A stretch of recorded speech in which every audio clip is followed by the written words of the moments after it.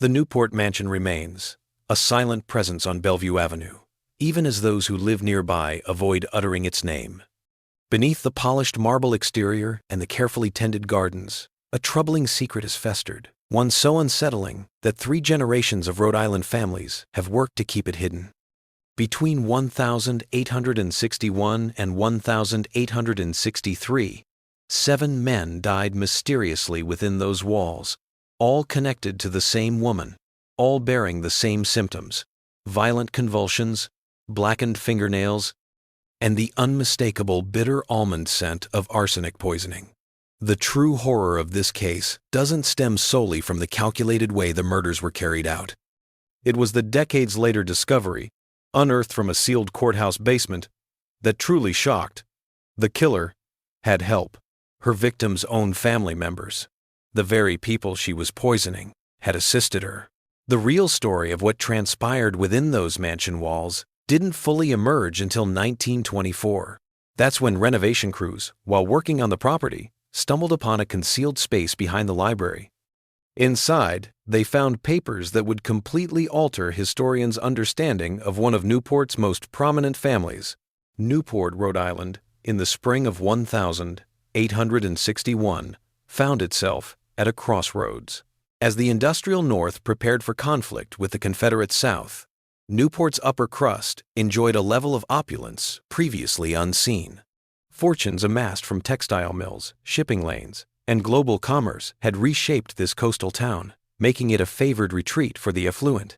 Bellevue Avenue, a veritable showcase of American wealth, was lined with those famed summer cottages. These were no ordinary vacation homes. They were mansions, rivaling the grandeur of European palaces. Ravenscraft Manor, the Aldrich family's sprawling 40-room estate, was among these architectural wonders. Constructed in 1847, the structure boasted Italian marble, French crystal, and mahogany sourced from the Caribbean.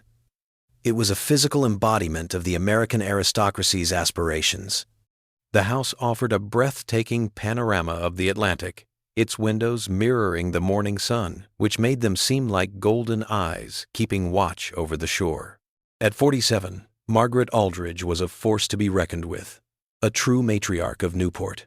Widowed 3 years prior, following the reported tragic riding accident that claimed her husband Edmund, she had taken the reins of the sprawling Aldrich estate with impressive skill.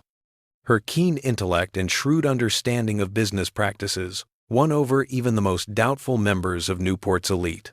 They reluctantly acknowledged that Edmund's passing had exposed his wife as a far more competent individual than they'd ever given her credit for.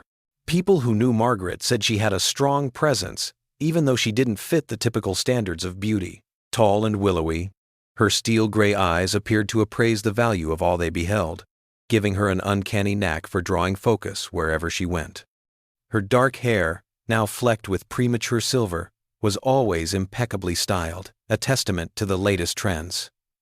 Her wardrobe was a study in expensive restraint.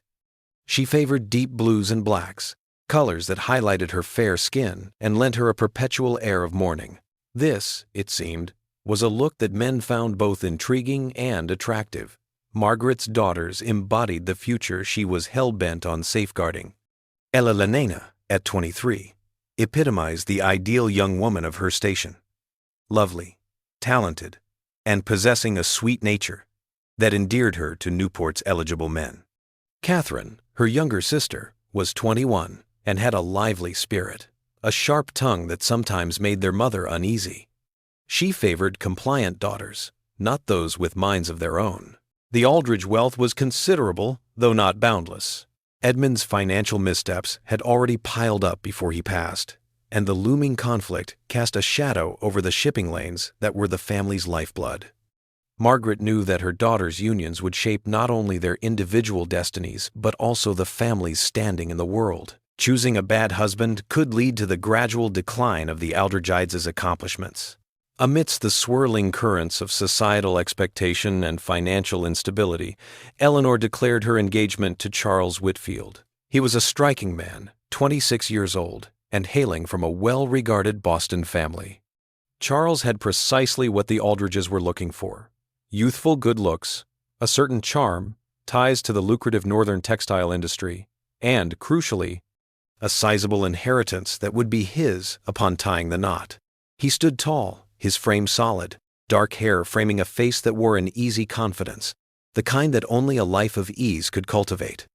Harvard had given him the tools for a legal career, and his family's political ties hinted at a promising future within Boston's elite circles. The engagement, revealed to the world in February of 1861, was met with widespread approval among Newport's upper crust, who considered it a flawless pairing. Charles, it was obvious, was head over heels for Eleanor. He penned lengthy letters, brimming with verse and fervent promises of everlasting love. Eleanor, while not one to wear her heart on her sleeve, appeared content with the situation. June was the chosen month for the wedding, a decision that afforded ample opportunity for the extensive arrangements a marriage of this scale demanded. Margaret immersed herself in the wedding planning, a level of enthusiasm that caught even her most familiar companions off guard. She took charge of everything, personally managing every aspect, right down to choosing the fabric for Elena's gown and deciding how the flowers would be arranged in the cathedral. She was adamant about having Charles stay at Ravenscraft Manor for long stretches, saying she wanted to get to know her future son-in-law inside and out. As the wedding drew near, these visits became a regular occurrence, with Charles frequently spending several days at a stretch. Newport society didn't understand that Margaret's attention to Charles came from a reason much more complicated than just being a mother.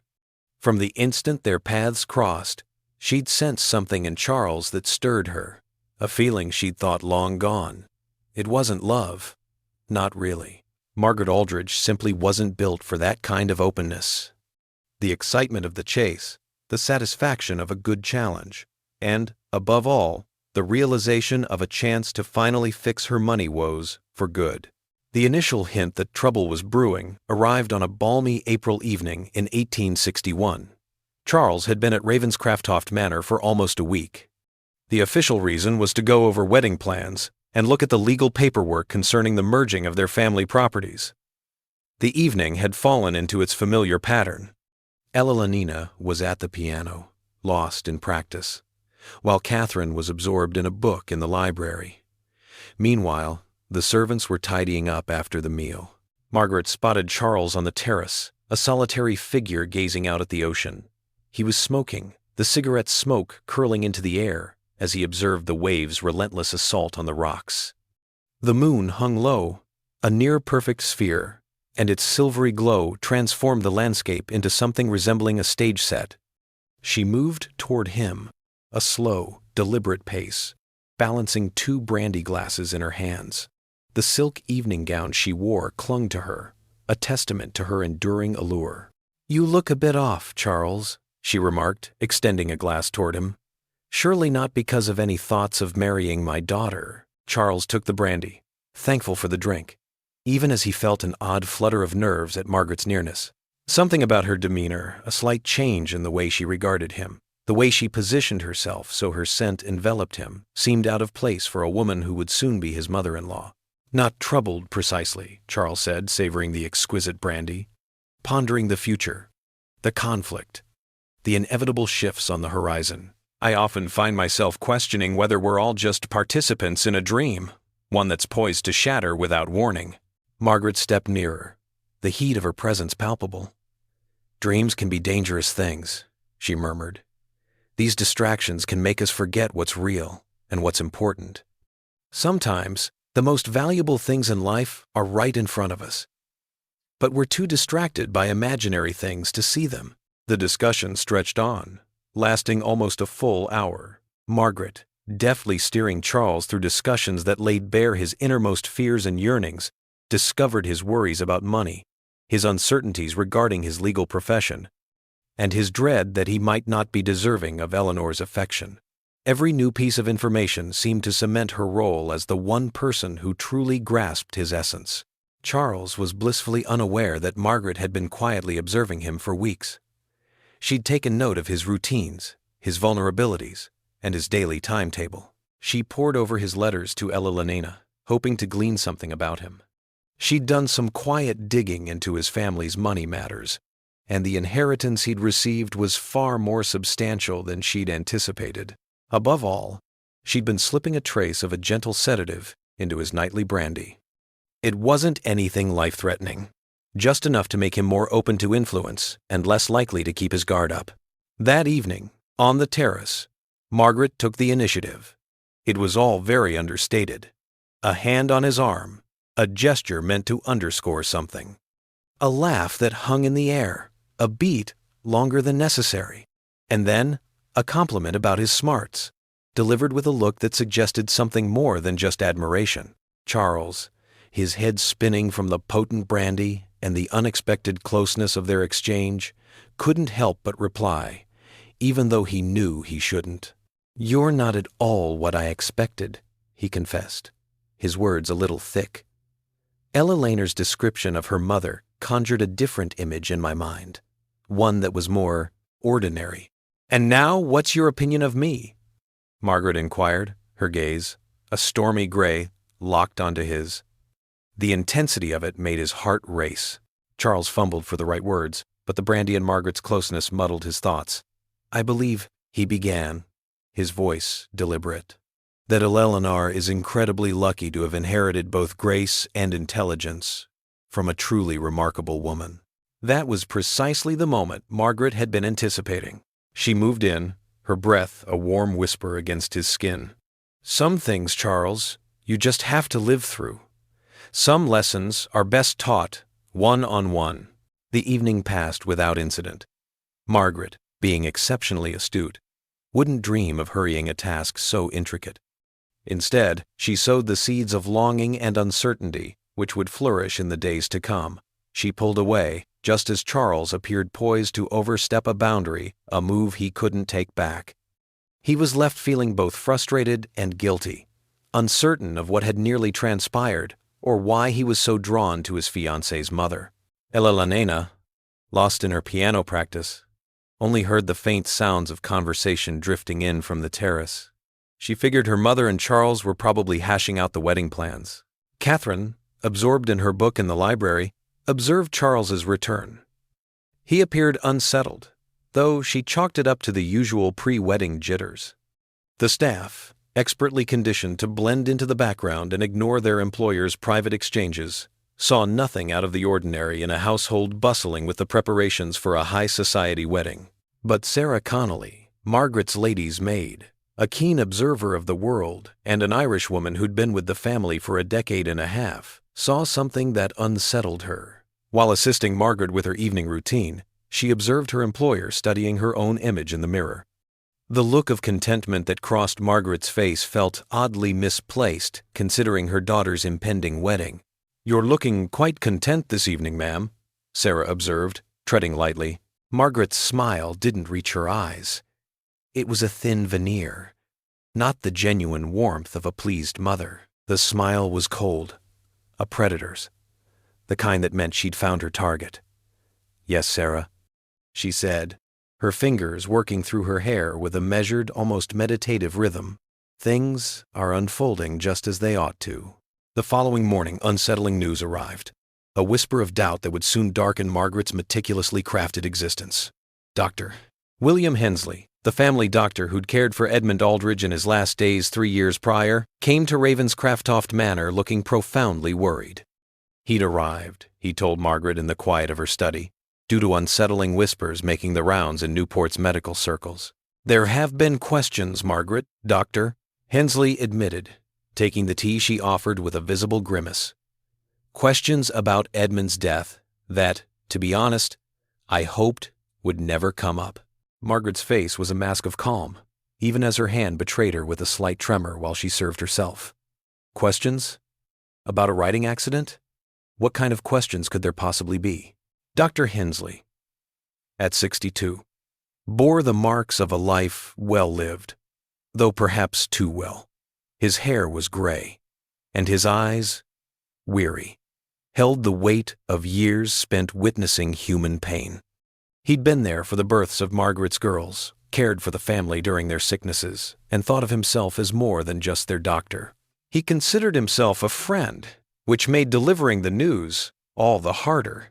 Reluctantly, he continued, Edmund's symptoms before he died, the convulsions, the stomach problems, and the darkening of his fingernails in those last days. At the time, I thought everything was caused by internal injuries from the fall, but other doctors have suggested that the way he got worse fits poisoning better than an accident. Margaret placed her teacup down, her hand steady. Dr. Hensley, are you really implying that my husband was killed? Who would do such a thing? And what could possibly be the motive?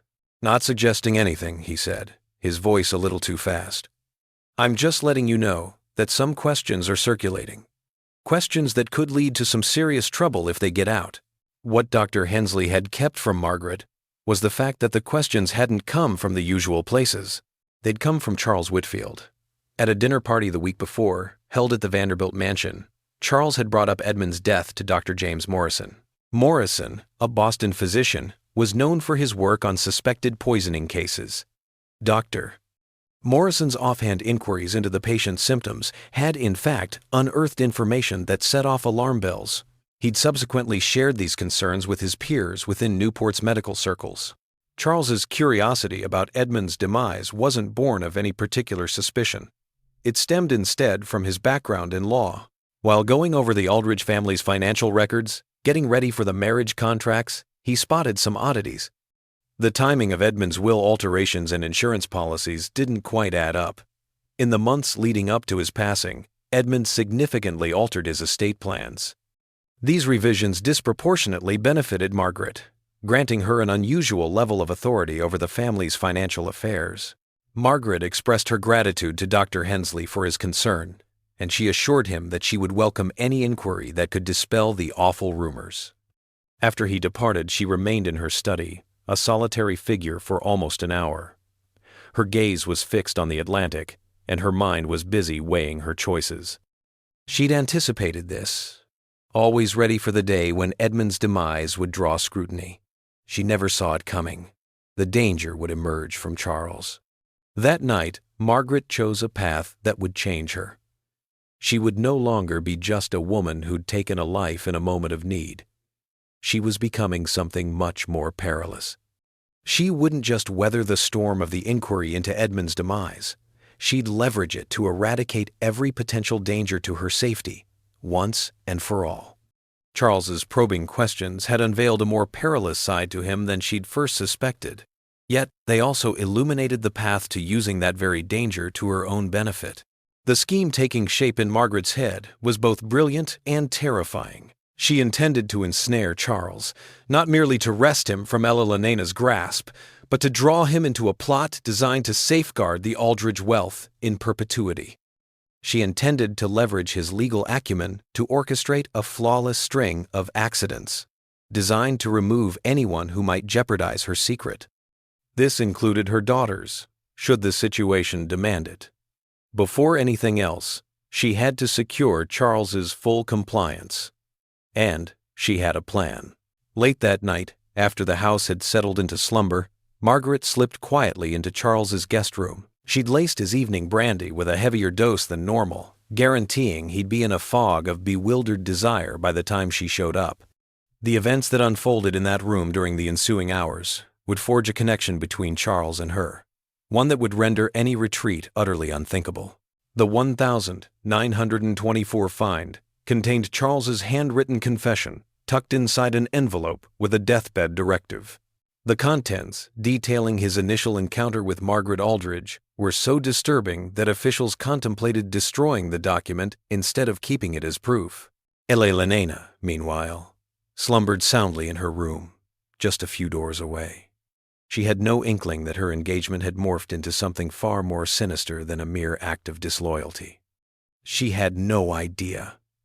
Her fiancé was no longer merely unfaithful. He was now implicated in a murder, connected to her mother, by a web of secrets that would ultimately unravel everything. The change in Charles over the next few days was slight, yet anyone familiar with him could see it. Ella Lenena observed a certain distance in him when they spoke. He'd frequently drift off, gazing somewhere beyond her, his face a mask she couldn't decipher. "Is something bothering you?" she inquired. He replied that all was well, though his smile didn't quite reach his eyes, which now held a peculiar, heightened focus. Catherine, with her keen eye for detail, far more so than her sister, picked up on a subtle shift. She saw that Charles was now making a point of finding time alone with their mother, seizing every chance he got. She discovered them in the library that afternoon, their proximity a little too intimate, their voices hushed to whispers whenever she walked in. Elena, her sister, brushed it off as something that just happened. Naturally, Charles was keen to make a favorable impression on his prospective mother-in-law. Catherine and Elena, for all their imaginings, never truly grasped the reality of those private talks. Charles, still grappling with the aftermath of his evening with Margaret and the unsettling truths she'd unveiled, found himself inexorably pulled into a web of deceit. This conspiracy was shaping up to make him an unwilling participant in actions he could scarcely have imagined. Margaret had laid it all bare. Edmund's death, the faked papers, the meticulously orchestrated mishap that had left her a rich woman. Yet, she framed the entire situation as a last-ditch effort to protect herself and her children from a husband she claimed was abusive, a man who had allegedly vowed to ruin them all financially. She alleged that Edmund intended to divorce her, leaving her with nothing, and that she was then faced with a choice: her family's well-being or her own moral compass. "I never wanted to be this," she confessed to Charles, her voice trembling as she let the tears fall. A well-rehearsed performance. "Yet, when it comes down to a choice between my daughter's future and my own well-being, what mother wouldn't willingly give up everything to shield her children?"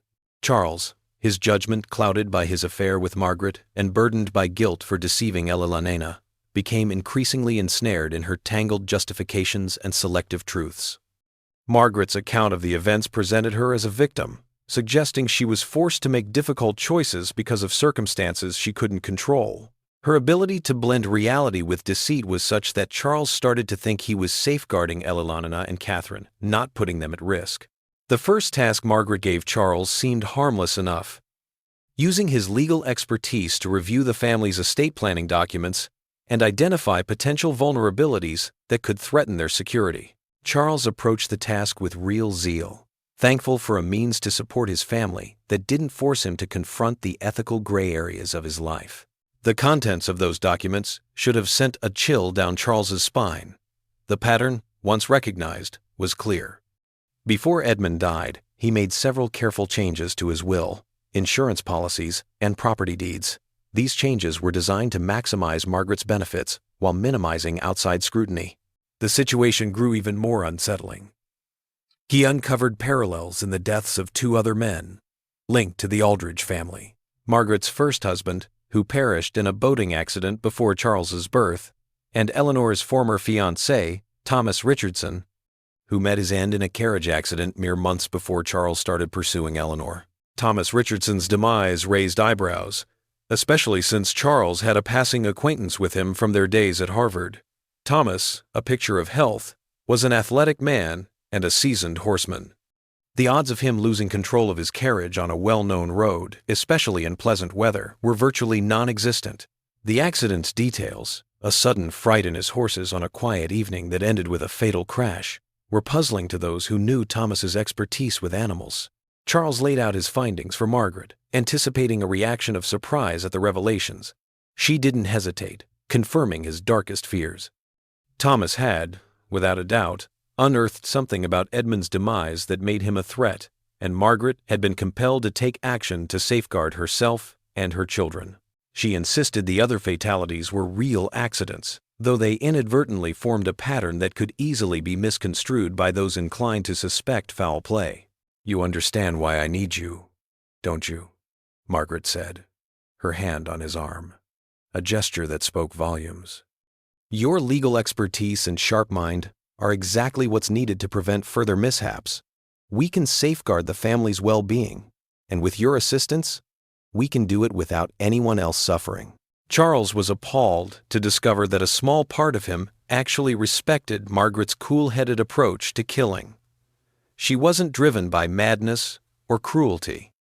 Instead, she was a calculating strategist, removing any danger to her family with the same level of careful planning a general would employ to secure victory in battle. His judgment clouded. He started to justify her deeds as unavoidable, even while a part of him recoiled, aware he was becoming entangled in horrors he could barely comprehend. The last move in Margaret's game with Charles unfolded as she laid bare the entirety of her scheme. Elena, with a mother's worry, had started to doubt the engagement and was probing into the circumstances surrounding Thomas Richardson's demise, raising some difficult questions. Even worse, she'd been writing to family in Boston, the kind of relatives who might just connect the dots about the family's unsettling pattern of untimely demises. "I love my daughter," Margaret said, her voice thick with emotion. "But she's still so young, so innocent of the dangers that come with the truth. If she keeps digging, she'll ruin herself and drag all of us down with her. Even you, Charles. Your connection to this family would be the end of your career, your good name, everything." Margaret's answer was both beautifully straightforward and utterly terrifying.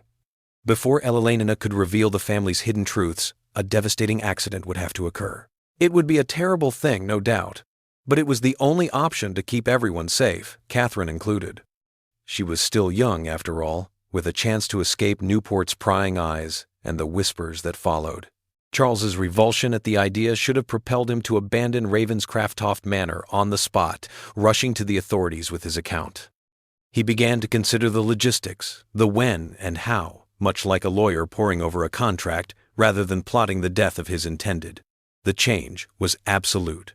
Charles Whitfield, once a young man of good character, who'd come to Newport with dreams of a love match, was now Margaret Aldridge's willing partner in a plot to murder the woman he'd vowed to love and safeguard. Elena's initial inkling of something amiss arrived on a damp May morning. She discovered Charles and her mother in the cellar of Ravenscraft Manor, scrutinizing a bottle of wine. They were huddled, their voices low and frantic. As she drew near, their conversation ceased, and they turned to her, their faces betraying the unmistakable look of two people who'd just been discovered in the middle of something they shouldn't have been doing. "We were just picking out a wine for dinner," Margaret said, her tone even. Elena, however, saw that the bottle was nowhere to be seen. "Charles has taken a real shine to our cellar." Elena nodded, taking in the explanation, yet a shadow of unease flickered across her features. The bottle they were inspecting was coated in a fine layer of dust, a sure sign it was one of the older vintages. Margaret typically saved those for the truly special moments. Even more perplexing, Eleanor was convinced she'd witnessed Charles discreetly pocketing a small object just before she arrived. That evening, as they sat down to dinner, Eleanor observed her mother and fiancé with a more discerning eye. She observed the subtle way Margaret's fingers brushed against Charles's hand as she passed the salt. Their eyes would lock, sharing a secret during conversations about trivial matters. And Charles? He seemed to hang on Margaret's every word, his attention fixed on her with a fervor that suggested something deeper than mere politeness. Margaret and Charles's immediate response to Elena's news about a letter from Thomas Richardson's sister in Boston, inquiring about the details of his passing, spoke volumes. Margaret's fork hovered, suspended in mid-air, and Charles, startled, let his wineglass fall. The crimson liquid blossomed across the pristine tablecloth, a stark contrast. "How clumsy of me," Charles murmured, his voice tight as he fumbled for his napkin. "It's hard to fathom why Miss Richardson would be inquiring about those matters now." "Grief hits everyone in their own way," Margaret said, her voice measured as she gestured for a servant to tidy the mess. "Some people can't accept that accidents are simply accidents. They need someone to blame." Elena watched her mother's face intently while she talked. Margaret's face was a mask of composure. Yet Elena sensed a chill in her gaze, something she'd never seen before. There was a calculating look, and it made her feel, in that instant, vulnerable in her own space. Later that evening, Elena chose a course of action that would jeopardize her life. She resolved to sift through Thomas Richardson's belongings, now tucked away in the attic of the mansion since his passing. If the accident had been anything but an accident, she thought, perhaps his things would hold clues that might shed light on why his sister was still probing. Eleanor's heart sank as she opened Thomas's trunk.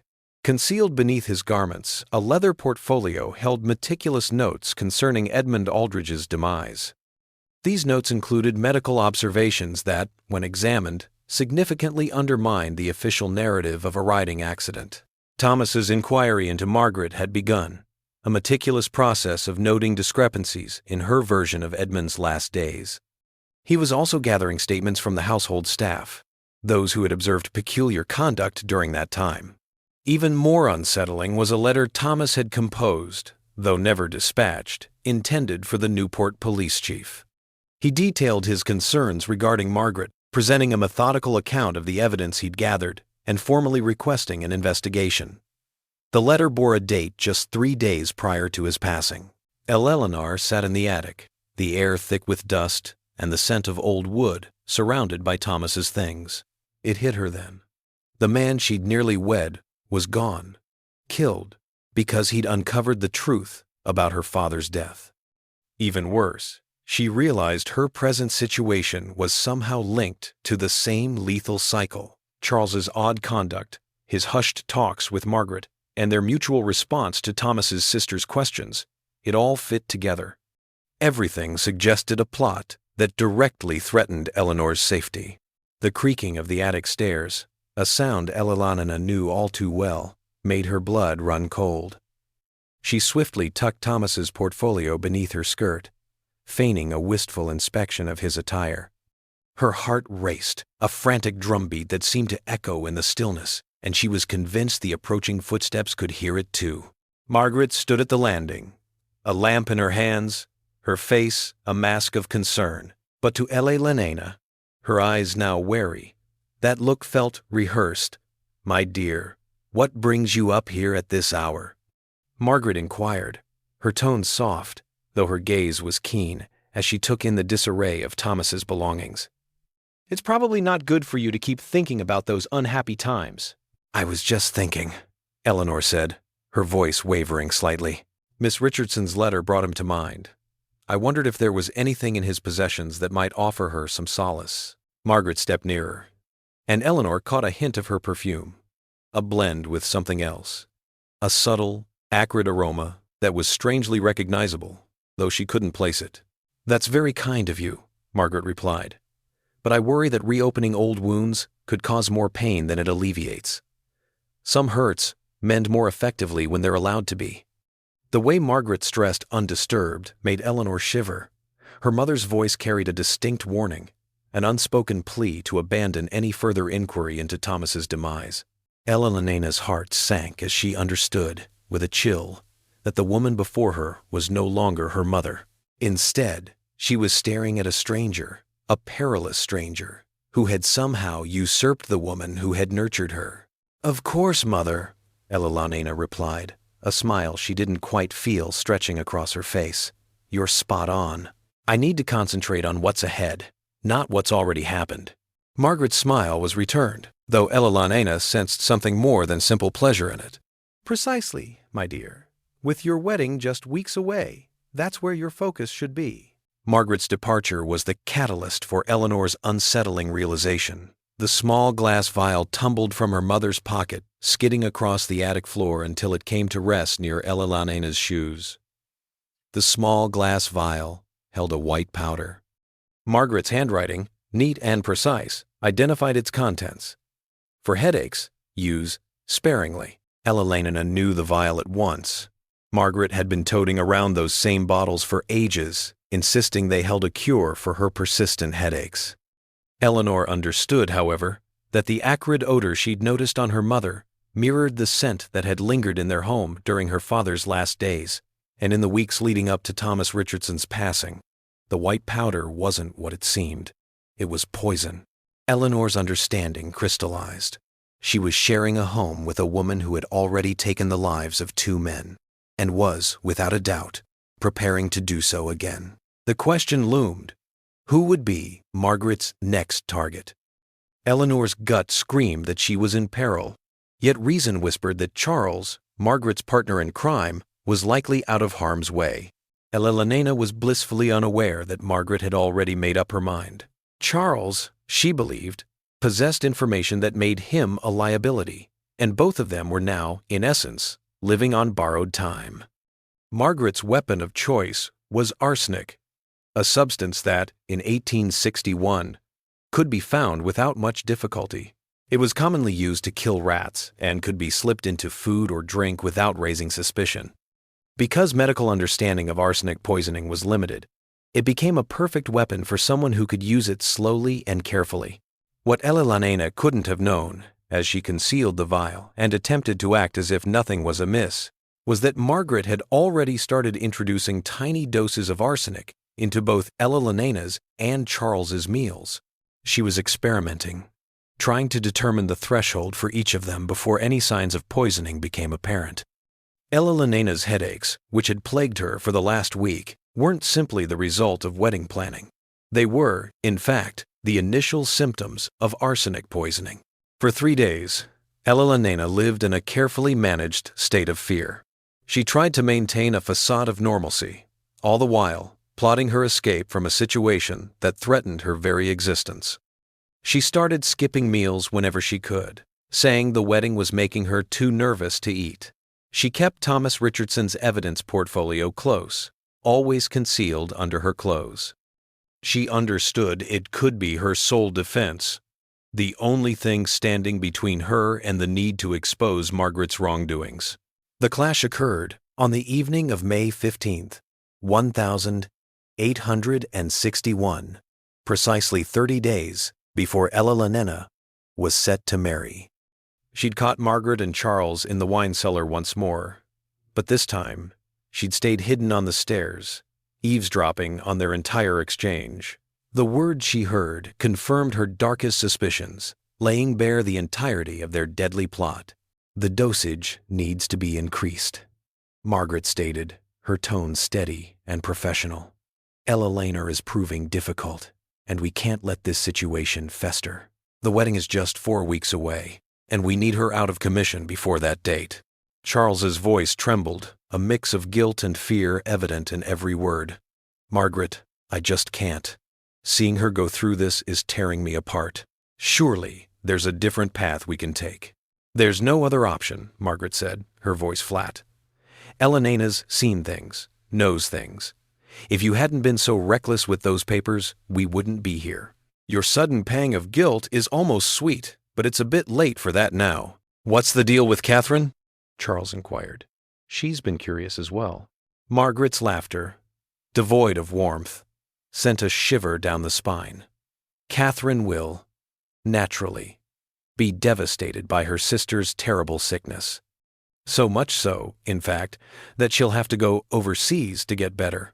I'm imagining a secluded place, maybe a mountain sanatorium, where the air is rarefied and mishaps are frequent." Elena pressed herself flat against the cold stone of the staircase, fighting the urge to cry out at what her mother had just said. Margaret's intentions went beyond a simple act of violence. She intended to kill Catherine too, wiping out both daughters in a calculated move to seize absolute power over the family's wealth. And then? Charles's voice was almost lost in the air. "When Eleanor and Catherine are no longer around, what becomes of us?" Margaret edged nearer to Charles, and Eleanor caught the faint sound of silk whispering as her mother's gown made contact. "We'll be free, Charles. Free to be together, free to relish the life we've built. Just imagine it. Newport society, all of them, convinced we found solace in one another after Eleanor's passing. It's almost poetic, really." Margaret, however, hadn't shared with Charles that she'd already chosen him as her next target, even before Catherine's demise. Charles's legal knowledge and help with the murders had been useful, but his growing weakness and guilt made him untrustworthy for a long time. A few months into their marriage, still raw from their shared loss, Charles would be killed in a terrible accident. Margaret, then, became the only heir to the Aldridge and Whitfield wealth. Elena was done listening. She climbed the stairs again, her thoughts a whirlwind of escape routes. She had to leave Ravenscraft Manor, and fast. But she also had to make sure Margaret's misdeeds came to light, and that Catherine was warned about the threat looming over her. The portfolio of evidence was essential, no doubt. But Elena understood that it wouldn't be the sole factor in the outcome. She required corroboration, backing from those in authority, and, above all, the chance to live and share her account. The creaking of the cellar door sent a jolt through Ella, and she sprang into motion. She dashed to her room, gathering a few necessities into a small bag. Among the items she packed was Thomas Richardson's evidence portfolio. She quickly penned a note to Catherine, cautioning her sister about Margaret's intentions and pleading with her to leave the house without delay. She lingered by the window, eyes peeled for a chance to slip away unnoticed. The chance presented itself just before midnight, as Margaret and Charles each settled into their own quarters. Ella exited through the servants' door, her destination the stable. She planned to borrow a horse and then head to Newport's town center, hoping to find assistance from the local officials. She was nearly at the stable when a voice broke the stillness, calling her name. "Off somewhere, are you?" Ella turned, and there was Margaret, a silhouette against the mansion's dark facade. She was still in her evening dress, but now she held something that caught the moon's light. Ella vision cleared, and the sight that met her was a nightmare. Her mother, gun in hand. I couldn't sleep," Ella admitted, her voice wavering slightly. A little fresh air seemed like a good idea. Margaret advanced, the weapon steady, aimed unerringly. "With a traveling bag? How considerate of you to prepare for your late-night jaunt." Her voice remained steady, yet there was a threatening undertone Eleanor had never encountered. "Ella, I'm afraid you've let me down. I was counting on us to resolve this matter discreetly, without any fuss. Clearly, you've taken after your father in the obstinacy department." Ella understood that fleeing was futile. Margaret was right there, and the open space between the stable and the gates provided scant protection. Her best bet was to keep the conversation going, praying someone would overhear or that Margaret would slip up. "I know everything," Ella declared, the power of her own words catching her off guard. "Thomas's digging, the old man's death, your schemes involving Catherine and Charles. You can't just wipe us all out and think it'll go unnoticed." Margaret's smile, a frigid thing, held a certain satisfaction. "Can't I?" she challenged, a defiant glint in her eyes. She leveled the revolver, her finger already curling around the trigger. The gunshot's report, a sound like a clap of thunder, rolled across the estate, fracturing the stillness of the night.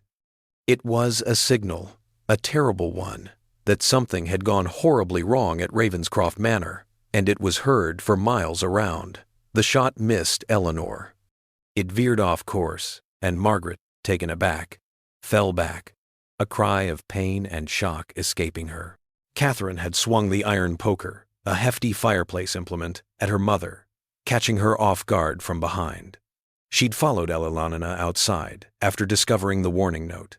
The strike hadn't been meant to be fatal, yet it was forceful enough to knock Margaret off her feet, sending her tumbling onto the gravel path. The gun skittered away, disappearing into the shadows. "Ella, run!" Catherine shouted. But her sister was already moving, racing toward the stable with Catherine close behind. They could hear Margaret behind them, screaming with rage and pain, her voice carrying across the grounds like the cry of a wounded animal. "You ungrateful little bitches," Margaret shrieked, struggling to her feet, despite the blood flowing from the gash on her head. "I gave you everything. I protected you from poverty and disgrace. This is how you repay me?" The sisters reached the stable and quickly saddled 2 horses, their hands shaking with adrenaline and terror. Behind them, they could see lights appearing in the mansion's windows as servants awakened to investigate the gunshot. But they also saw a more terrifying sight. Charles emerging from the house, carrying a lantern and what appeared to be another weapon. "She's calling for Charles!" Catherine gasped as they mounted their horses. "They're both going to come after us." Ella looked back at the mansion one last time, seeing Margaret silhouetted against the light from the open front door, blood streaming down her face, but very much alive and furious. "Then we'd better make sure we reach town before they can organize a pursuit." The sisters spurred their horses forward, galloping down the long drive toward the gates of Ravenscroft Manor. Behind them, they could hear shouting and the sound of other horses being prepared. But they had a crucial head start. The ride to Newport's town center would take 20 minutes at full gallop. If they could maintain their lead, they might reach safety before Margaret and Charles could catch them. As they rode through the moonlit countryside, Elena pulled Thomas Richardson's evidence portfolio from her bag and handed it to Catherine. "If something happens to me," she shouted over the thunder of hoofbeats, "make sure this reaches the authorities. It contains proof of everything. Father's murder, Thomas's investigation, all of it." Catherine took the portfolio, her face grim with determination. "Nothing is going to happen to either of us," she replied. "We're going to survive this, and we're going to see Margaret hang for what she's done." But even as she spoke those brave words, Catherine could see riders behind them in the distance, gaining ground rapidly. Margaret and Charles had organized their pursuit faster than the sisters had hoped, and their fresher horses were slowly closing the gap. The chase ended at the Newport Town Square, where Elena and Catherine's desperate arrival at full gallop, screaming for help, awakened half the town and brought the night constable running from his post. The sisters' story was so wild, so impossible to believe, that under normal circumstances they might have been dismissed as hysterical young women suffering from pre-wedding nerves. But Thomas Richardson's evidence portfolio, combined with the sisters' detailed knowledge of Margaret's crimes and the dramatic arrival of Margaret and Charles in pursuit, convinced the authorities to take immediate action. Dr. Hensley, summoned from his bed to examine the evidence, confirmed that the medical observations in Thomas's notes were consistent with arsenic poisoning and that he had harbored similar suspicions about Edmund Aldridge's death. Margaret's arrest came at dawn on May 16, 1861, as she sat in Ravenscroft Manor's drawing room, calmly sipping tea and acting as if nothing unusual had happened. When confronted with the evidence against her, she maintained her innocence with such convincing dignity that some observers began to doubt the charges. It was only when arsenic was discovered hidden throughout the house, in her bedroom, the kitchen, even sewn into the lining of her favorite coat, that her facade finally cracked. Charles's fate was more complex. His confession, written in a jail cell while awaiting trial, revealed the full extent of his complicity, but also painted him as a victim of Margaret's manipulation. The document, discovered decades later, described in horrifying detail how Margaret had seduced him, compromised him, and gradually transformed him from an honorable young man into an accessory to murder. "I believed I was protecting Eleanor," Charles wrote in his confession. "Margaret convinced me that silence was the only way to keep Eleanor and Catherine safe, that exposure would destroy them as surely as the truth would destroy me. By the time I understood that Margaret intended to kill Eleanor regardless, I was so deep in her web of lies and crimes that escape seemed impossible. I tell myself that I would have found the courage to resist eventually, but in my darkest moments, I know that cowardice and desire made me her willing accomplice." The trial of Margaret Aldridge became one of the most sensational cases in Rhode Island's legal history. Newport's elite society was rocked by revelations about the respectable widow who had systematically murdered her way to wealth and security. Newspapers across New England covered every detail, from Margaret's cold demeanor in the courtroom to the dramatic testimony of her own daughters. Margaret never admitted guilt, maintaining until the end that she was the victim of a conspiracy orchestrated by ungrateful children and ambitious prosecutors seeking to make their reputations. She claimed that Edmund's death had been a genuine accident, that Thomas Richardson had died in an unfortunate carriage mishap, and that her daughters had fabricated evidence out of greed for their inheritance. But the physical evidence was overwhelming. Arsenic was found in hair samples taken from Edmund's exhumed body. Thomas Richardson's body, when examined, showed clear signs of arsenic poisoning that had been missed during the original investigation. Most damning of all, medical examination of Eleanor revealed significant levels of arsenic in her system, proving that Margaret had indeed been slowly poisoning her own daughter. Charles received a sentence of 20 years in prison for his role in the conspiracy, though he served only 12 before dying of consumption in his cell. His final letter, written to Elena just before his death, begged her forgiveness and expressed his hope that she had found the happiness that his weakness had nearly destroyed. Margaret Aldridge was sentenced to death by hanging, making her one of the few women to receive capital punishment in Rhode Island during that era. She was executed on October 13, 1862, maintaining her innocence to the end. Witnesses reported that she walked to the gallows with perfect composure, dressed in her finest black silk gown, and showing no emotion beyond mild irritation at the crowd's behavior. Elena and Catherine, the last of the Aldridge line, received the remnants of the family wealth following the legal battles and the restitution. Rather than staying in Newport, however, they decided to leave it all behind. They sold Ravenscraft Manor and headed for California, hoping to start fresh, far removed from the public eye and the lingering fallout. Eleanor remained single, devoting herself to aiding women trapped in perilous domestic circumstances. Catherine, a doctor's wife and mother of 4, remained silent about the happenings at Ravenscraft Manor. The mansion sat vacant for almost 2 decades before someone finally bought it and tore it down. The new proprietors, a Boston shipping dynasty, razed the existing structure and erected a wholly new one. They cited a desire to sever any ties to the place where so many had perished. The story went that the house was cursed, a local legend that had taken root. But the reality was simpler and perhaps even sadder. No one wanted to call a place home that was so intimately linked to Margaret Aldridge's misdeeds. Margaret Aldridge's situation brings to light unsettling possibilities. How many other women, perhaps equally capable of such calculated acts, have escaped scrutiny in a time when society deemed them incapable of such violence?